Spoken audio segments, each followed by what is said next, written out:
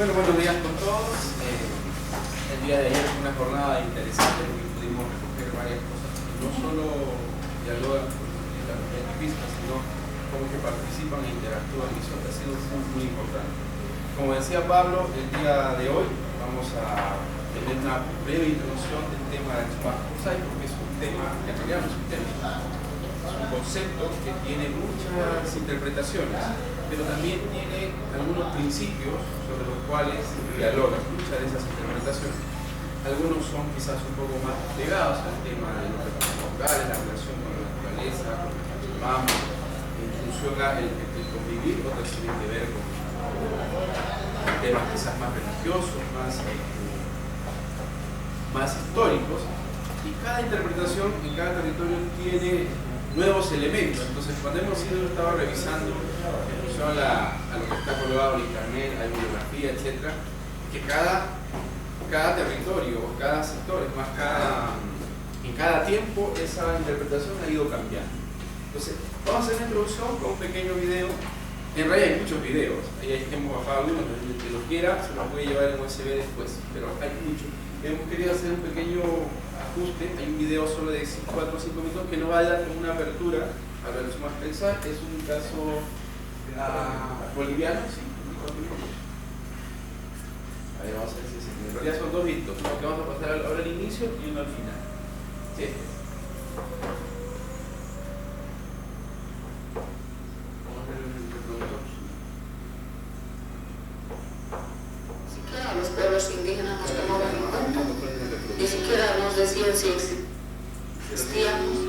Dentro de aquí vemos muchas veces, no había respeto, ¿no? Porque los indígenas movían como un animal dentro de los pueblos indígenas son los más pobres, dentro de los marginados los pueblos indígenas son los más marginados. Pero en Bolivia los pueblos indígenas han alcanzado logros muy importantes, pero todavía se está muy lejos de lo que sería el objetivo final, que es buen vivir. Lo que de nosotros es un sueño de la autonomía indígena originaria.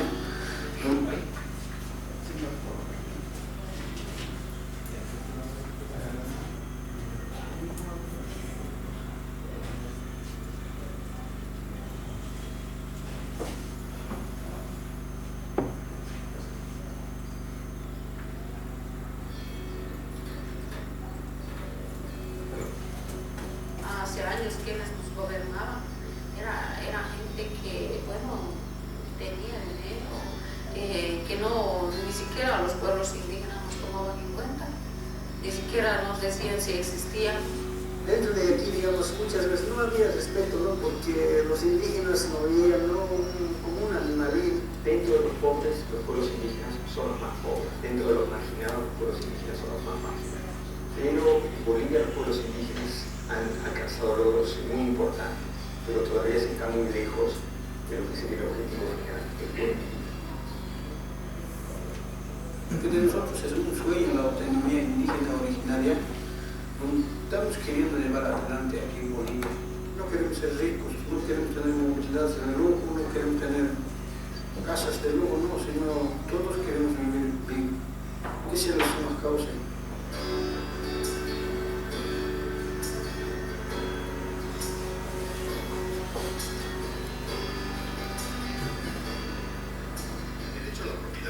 En la comunidad es una cosa, pero otra cosa es poner ese derecho en práctica.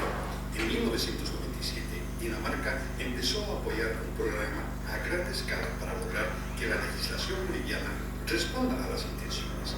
Y en todo Bolivia, las comunidades indígenas se involucraron para medir sus tierras y definir el derecho de propiedad.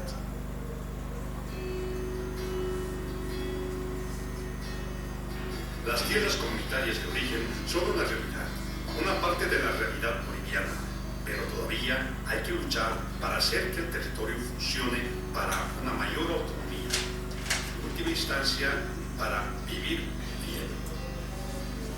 Cada espacio en su momento se han venido siempre procreando cúpulas, élites, para seguir discriminando hacia los pueblos indígenas.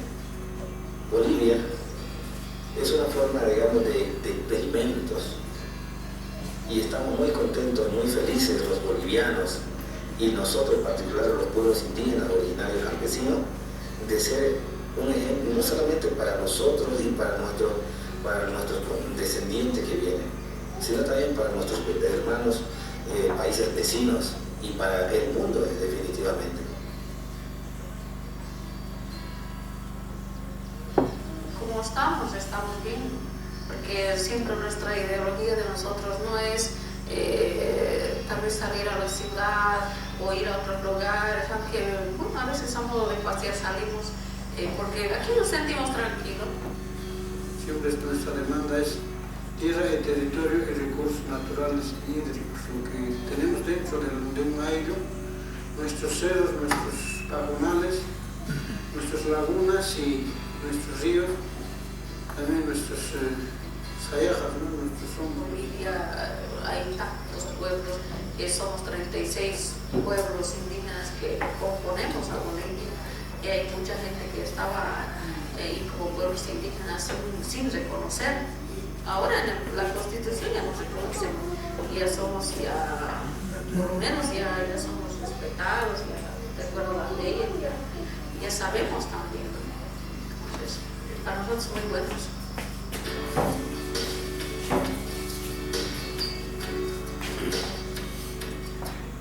Bueno, este es un cortito que más o menos nos introduce en que el concepto de summa causa casi siempre lo relacionan con algo.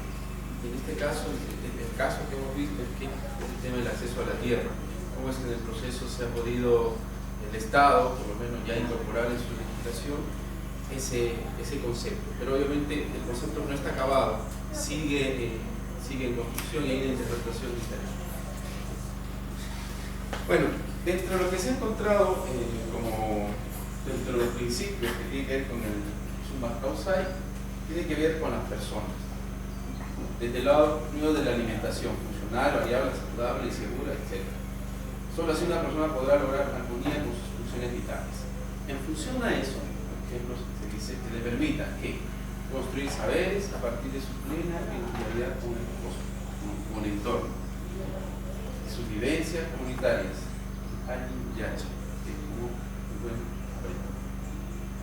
el otro tiene que ver con el tema de autoestima, el amor por la familia, su comunidad y la madre tierra. El Anyi, que es como el cariño, con el entorno, la familia, tiene que ver con quién se relaciona. O sea, el ser humano es un ser social, no puede estar solo. Y el otro tiene que ver con hacer bien su trabajo y realizarse como ser humano. También hay perspectiva, o sea, no es que el ser humano está solo bien en un territorio y en función a eso, o sea, es la misma naturaleza que te permite siempre buscar algo más, aprender algo más y desenvolverte mejor en el territorio. Bueno, summa causa se sustenta en la concepción vital del cosmos, como lo hemos dicho, en la complementariedad proporcional y recíproca en el modo de vida, en el tema del trabajo, en el uso de los materiales y la madre tierra como prima, para producir bienes y servicios para vivir en armonía. O sea, no está hablando de temas necesariamente o puramente económicos, tiene que ver también con una concepción de cómo es que esa vida es parte de un círculo, y ese tiene que ver con cómo conservamos ese medio natural en el que vivimos con una mirada siempre al futuro, que en algún momento tenemos que dar siempre luces y una visión más sistémica de que todo lo que hacemos tiene siempre después un efecto. Entonces obviamente tenemos que cuidar el entorno donde vivimos. Bueno, ¿solo explico yo? sí, por favor. Sí, eso es más o menos un tema de cómo se entiende el buen vivir, que también hay que aclarar que este concepto de summa causa y buen vivir se tienden a relacionar, pero claro, se parecen, no son igual, y lo que podemos ver acá tiene que ver con este concepto del buen vivir, y que a la vez dentro de estos pueblos americanos e indígenas aparecen diversas corrientes en torno al buen vivir.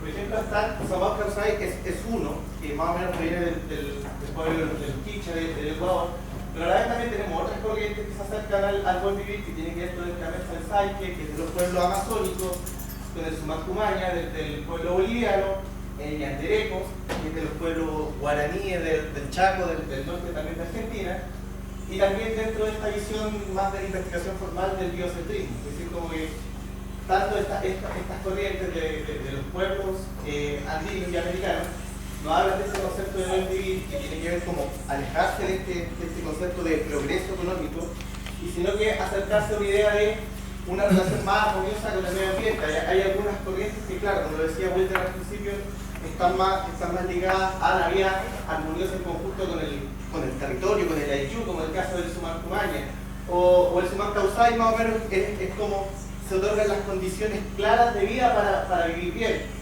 O el Ñandereco también nos habla de esta vida armoniosa, como de la vida en conjunto. O el Khaled Sasai, que nos habla de este respeto también por lo que nos entrega la tierra. Entonces, de cierta forma, hay que entender que, claro, el Sumak Kausai no es el camino a llegar al buen vivir, sino que cada uno tiene diferentes aspectos centrales que no precisamente comparten todos, pero que influyen en este gran concepto del buen vivir. Entonces, es más o menos como que quede un panorama claro de que hay diferentes visiones acerca de este concepto, de cómo lo entendemos, el buen vivir, y más o menos al final los postulados eran los que presentaba al principio, los que presentaba Wilder, que habla como de este respeto, más o menos que aquí el biocentrismo no habla de sacarse esta visión antropológica de generar un progreso económico, sino que en ver cuáles son las condiciones del medio donde estamos, cuáles son los recursos que tenemos, para partir de ahí empezar a ver una idea de más que de desarrollo, sino que de armonía con el medio ambiente. Entonces, de esta forma, claro, tampoco hay que ser tan como dogmático en el sentido de decir nosotros queremos adoptar los principios de esta forma y seguirse a lo que hagan ahí, porque claramente cada pueblo tiene diferentes interpretaciones. Entonces, es más o menos para que quede ese concepto. De estos más o menos cinco ideas, actualmente, claro, hay tanto el Sumak Kausai y el Sumak Kumaña son los países de Ecuador y de Bolivia los que han profundizado mucho más. Y si bien ellos como que en su constitución lo presentan como ellos tienen elementos del buen vivir, a la vez también se le hace una crítica porque lo internalizan en su constitución, pero dentro del proyecto de desarrollo de los países sigue estando el extractivismo, por ejemplo la explotación de minería en Perú o el petróleo en Ecuador, o sea en Bolivia, y la explotación del petróleo en Ecuador, que siguen también, claro, de cierta forma no hablan de este buen vivir, pero a la vez siguen teniendo acciones que van como contraproducentes a lo que se habla. Entonces, de cierta forma, se tiene este concepto, pero no es un marco de principio, no es como una receta a seguir. Entonces, más o menos es lo que presenta acá, tanto como incorporación del gobierno de la Constitución en Bolivia y en Ecuador, que más o menos tú podrías citar ahí. Miren, justo lo que acaba de decir Carlos, ¿no? O sea, una cosa es la ley y otra cosa es instrumentalizar la ley que dialogue con esos principios. Y obviamente ahí tienen, ambos países, Ecuador y Bolivia, tienen desafíos muy grandes, porque también tienen que hablar del tema de impulso económico, el tema de la extracción, porque hay procesos en marcha, que obviamente el gobierno que entra no puede plantear el tablero así nomás, hay mecanismos. Pero también es importante resaltar que por lo menos está la intención y que los pueblos originarios, o en este caso los pueblos indígenas, han ido ganando ese espacio. Pero también hay una recuperación de los pueblos originarios de empezar a hablar en ese lenguaje, empezar a incorporar esos principios en esa... O sea, empezar a incorporar ese mensaje y esos principios también en las nuevas generaciones. Y probablemente en los últimos 20, 30 años, que no sé si gracias al internet o a los medios de comunicación, por lo menos es más visible. Antes se pensaba que cada país era como una isla y ahora no lo es. O sea, tenemos más mecanismos de comunicación y tenemos más parecidos que diferencias. Y obviamente el reto que creo que tiene países como el Ecuador, como también Bolivia, y en especial también Perú y Chile, que son parte de este contexto histórico que nos une en cierta forma, es un poco ir en la recuperación de algunas cosas, pero también incorporar el contexto en el que vivimos. O sea, hace 500 años era una realidad, y hace 1000 años probablemente era otra realidad que probablemente ni la imaginamos, y no hay nadie que nos lo pueda contar así tal cual. Pero por lo menos estos principios orientadores siguen siendo vigentes y siguen siendo válidos.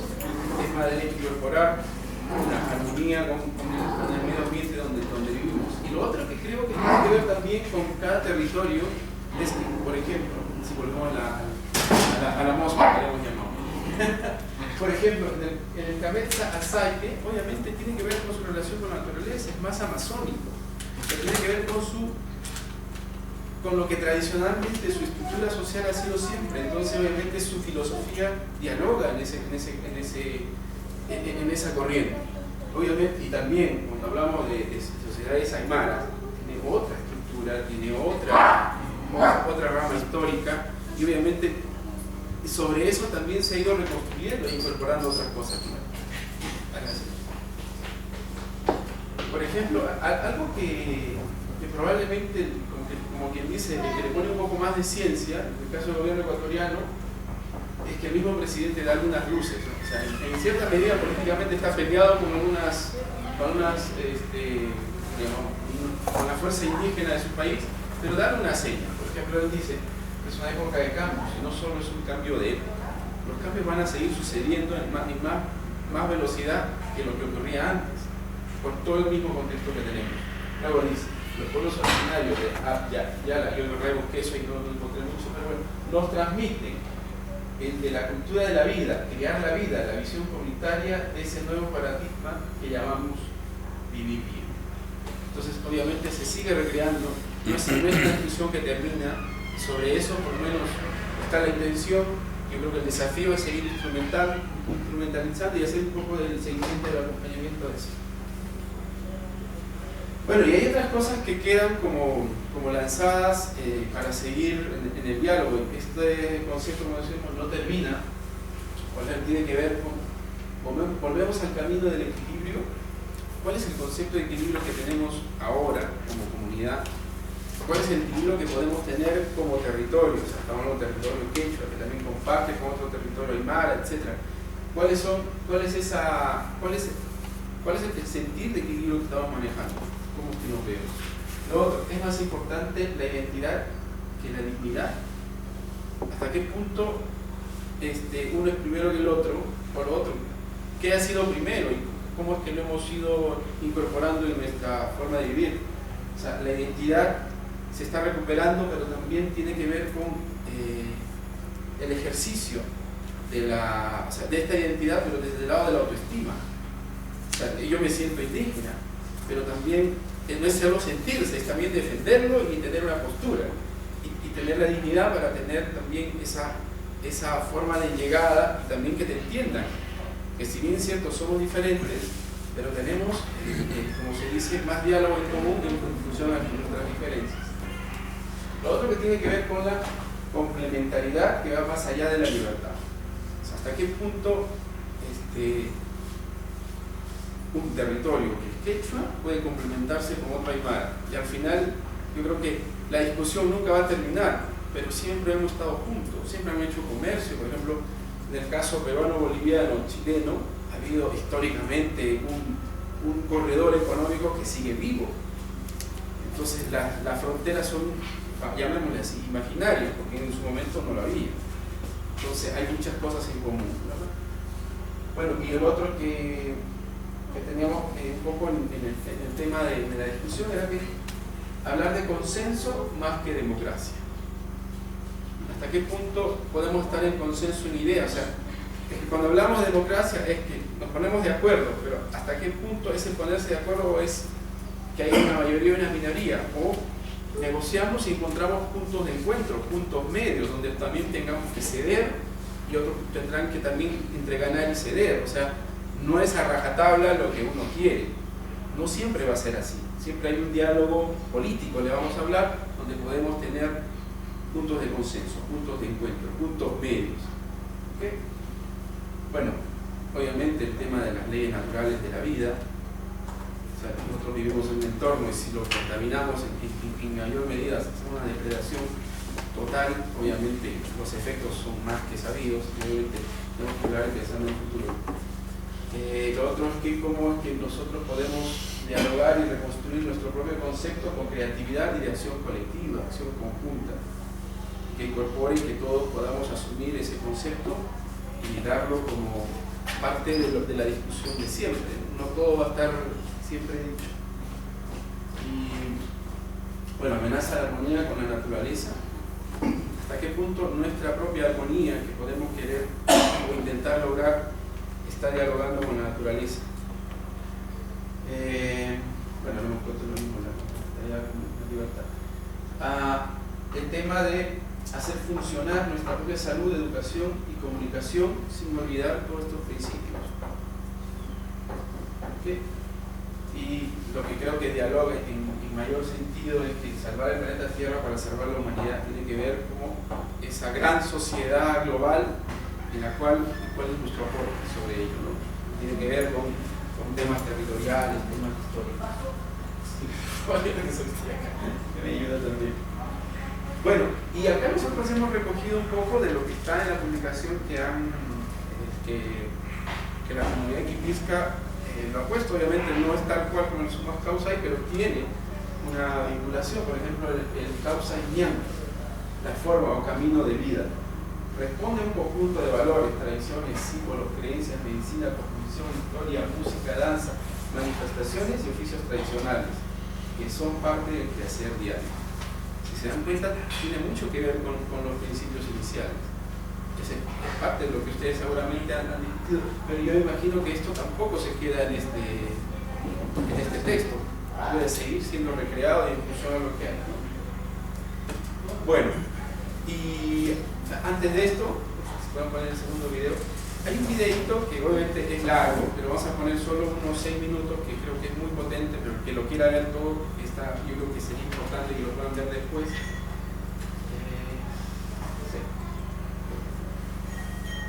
Un minuto 40. Sujeto de derecho, una función fundamental, pero eso no contiene necesariamente. Es el minuto 40.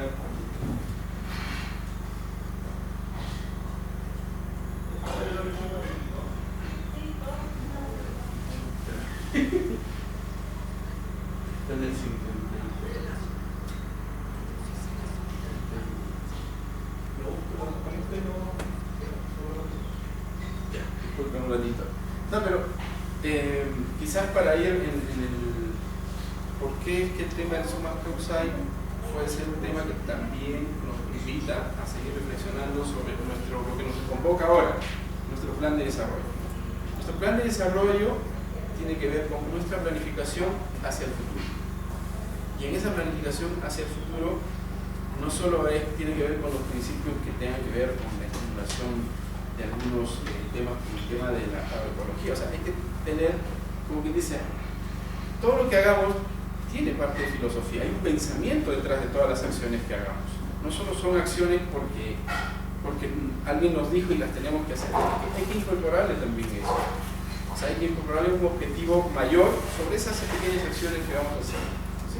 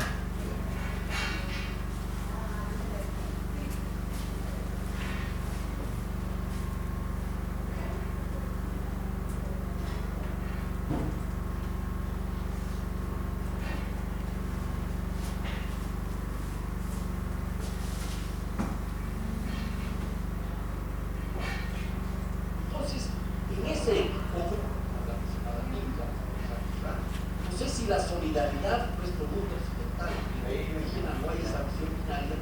Y lo importante, diría yo, para cerrar esta segunda pregunta, dejando algunos cabos sueltos justamente para el conversatorio, es que hay que comenzar a pensar la vida, no solo desde el mundo indígena, hago hincapié, desde lo comunitario y desde una relación en armonía con la naturaleza.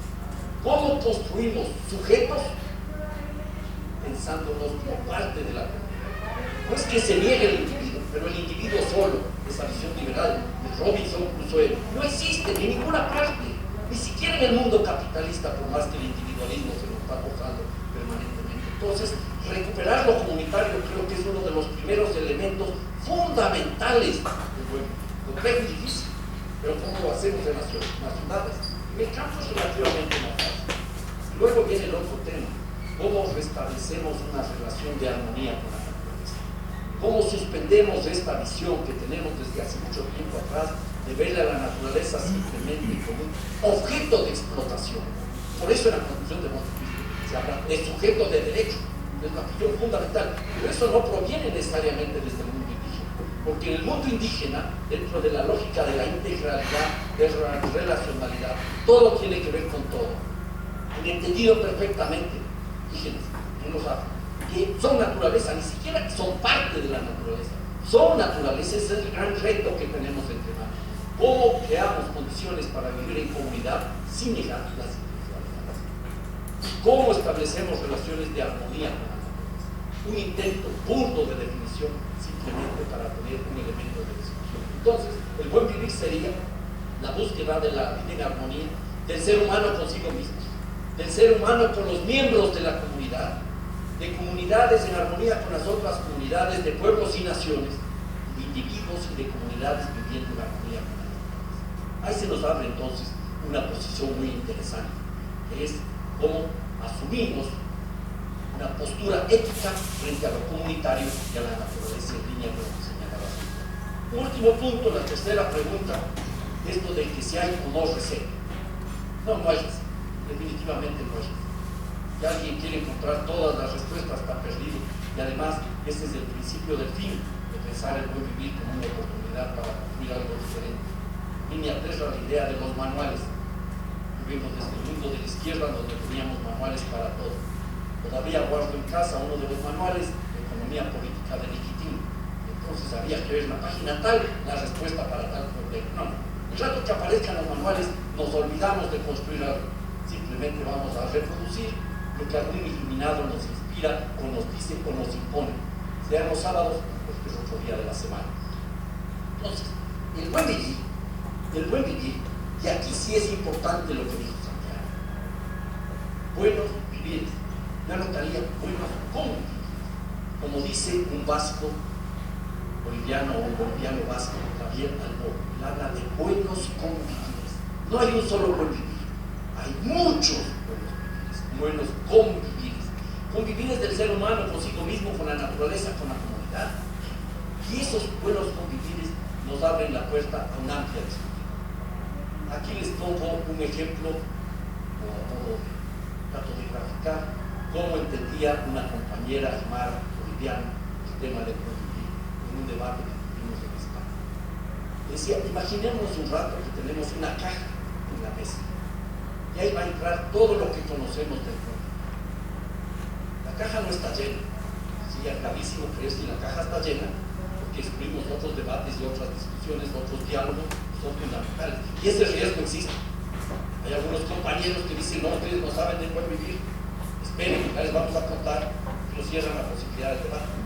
Eso nos abriría la puerta a una suerte de comisarios políticos de buen vivir, comisarios políticos del siglo XXI, que nos están pensando qué es lo que tenemos por buen vivir. Igualmente grave sería pensar que la caja está vacía, como hace este gobierno, o como hacía sobre todo la alcaldía anterior en esta ciudad de Quito. Construir un paso a desnivel, ampliaba alguna calle, decía se construye la ciudad de buen vivir. Entonces ahí puede dar una situación, o como lo acabo de encontrar recién en una revista, esta Ecos, la revista Ecos Empresario. El buen vivir es un fin supremo para las empresas. Claro, esto puede dar lugar, si creemos que la caja está vacía, a una cosa image, cualquier cosa, eso no sirve para nada. Y ese es el enorme riesgo que tenemos. La tarea es crear todas estas experiencias del mundo indígena, del mundo afro, y de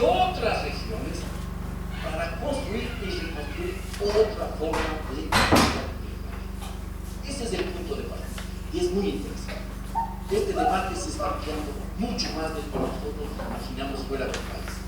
Apenas se acabó la Asamblea Constituyente, a los pocos meses ya hubo un seminario en España, claro, patrocinado por un tipo genial, como José María Tortosa, el español, el sociólogo villano, que nos decía, suma causal desviento del sur. Mucha gente iba a escuchar qué es lo que habíamos puesto en nuestras constituciones de Ecuador y de Bolivia.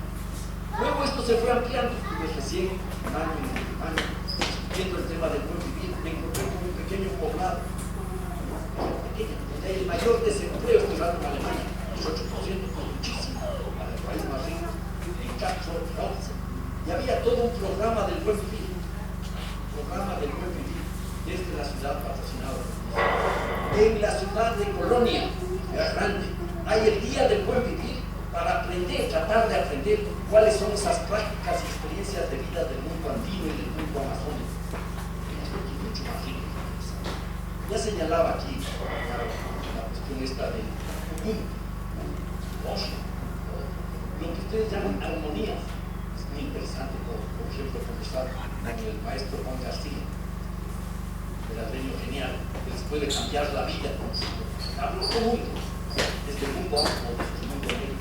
Pero hay otras experiencias básicas.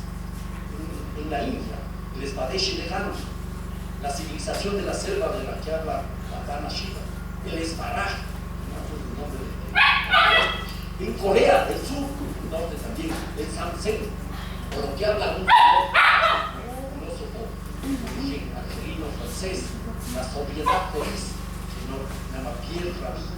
Esto es abrir la puerta de nosotros tenemos la gran oportunidad de recuperar nuestros ancestros, nuestros valores y de enriquecerlos con una gran discusión, no cerrar la puerta. Hay que abrir la puerta a la discusión a partir de principios básicos que tienen que garantizar la vida de todos y de todas con dignidad, sin excepción, porque el buen vivir es para todos o todas, o no es buen vivir, y del respeto y de la armonía con la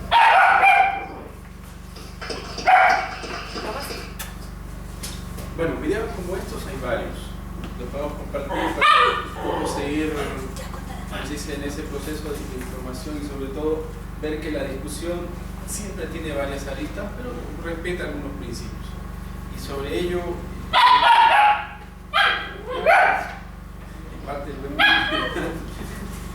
y sobre ello lo que queremos ahora es un poco incorporar en este análisis, en este nuevo ejercicio que vamos a hacer, esta dimensión, la dimensión personal. ¿Cómo es que esto del buen vivir es parte nuestro a nivel personal? Lo otro es cómo es que eso luego trasciende a nivel colectivo, a nivel de grupo o entre grupos. Y luego cómo es que esto puede trasladarse también a dimensión territorial. O sea, qué principios en el territorio de esto del buen vivir se están incorporándose cuando hablamos de temas de desarrollo, temas que nos involucran, temas que al final igual nos llaman para poder seguir dialogando y en lo cual tenemos que ponernos de acuerdo. Ok, entonces lo que vamos a hacer a continuación es, vamos a hacer, yo creo que dos grupos de trabajo y vamos a poder incorporar estos tres temas. ¿Cómo es que el tema del buen vivir a nivel colectivo lo estamos tocando a nivel del manejo de recursos naturales, el tema de los recursos naturales? Lo otro es cómo estos principios del buen vivir están en nuestras estructuras de gobierno, pero no hablando del gobierno de arriba, sino el buen gobierno nuestro como grupo, el gobierno comunitario. Y lo otro que tiene que ver con, cuando estamos hablando de planificación, perspectiva, mirando al futuro, tiene que ver con incorporar temas también, cómo es que el buen vivir lo incorporamos al tema del futuro, y también la modernidad que está presente, y cómo es que, qué acción le estamos pensando para poder introducir en esta discusión. Entonces, sobre estos tres temas, les pedimos poder trabajarlo en grupo, y luego obviamente tendremos una plenaria donde podrán comentarnos a qué conclusiones se han llegado. ¿Sí? pregunten si quedó claro. Sí. Porque abrimos la puerta, creo que sí. No sé si quedó alguna duda, consulta o opinión respecto a lo que